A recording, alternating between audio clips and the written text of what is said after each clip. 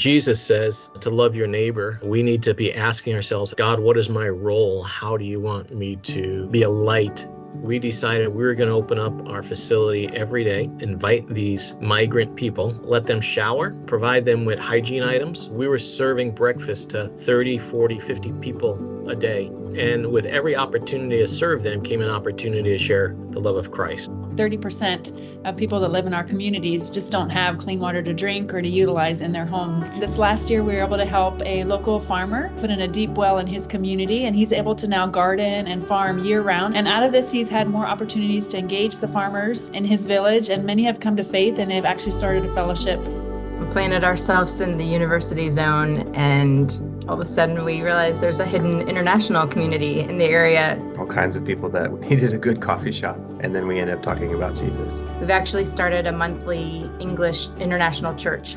One of the really cool things that's happening in Colombia, and it's also happening in Chile, is that they have developed missionary training centers. And so the students come and spend 1 or 2 years learning intentionally how to be missionaries in the Alliance, who ideally are going to take the gospel even further along. The humanitarian supplies we are able to send to the war zone or to refugees, to other cities. We grew from 10 churches to almost 30 this year. They go to the churches for help, but they also go because it's a place of hope. It's a time of great need and many sorrows and tragedies, but it's also a time that has opened the hearts of people to the gospel.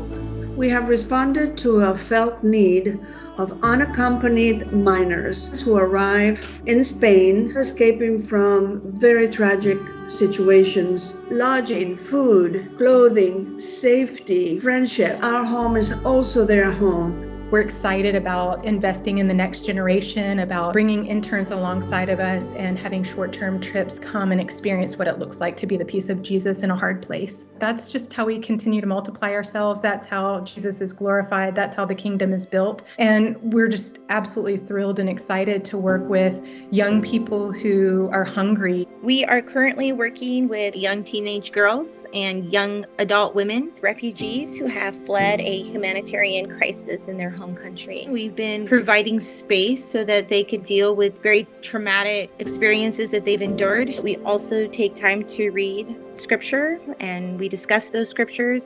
A couple of years ago, we started the Alliance Bible Institute. We have 20 students preparing for ministry. Another component is working with the youth, preparing the next generation to reach Japan. We've been here for over 39 years. The longer you're here, you see the fruit of all these years. God is working.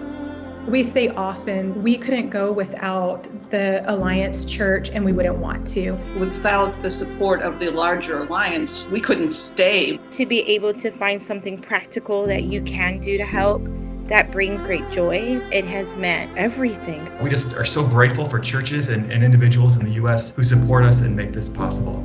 It's not ours, it's all of ours. And we count it a privilege to be on this end of that team effort. Knowing that we were not alone made all the difference. We're not alone. We're not in this journey on our own. You've supported ministries that are very dear to our hearts. We want to thank you. Thank you. Thank you. Thank you. Thank you. Thank you. Thank you from the bottom of our hearts. This is the kingdom. This is the kingdom.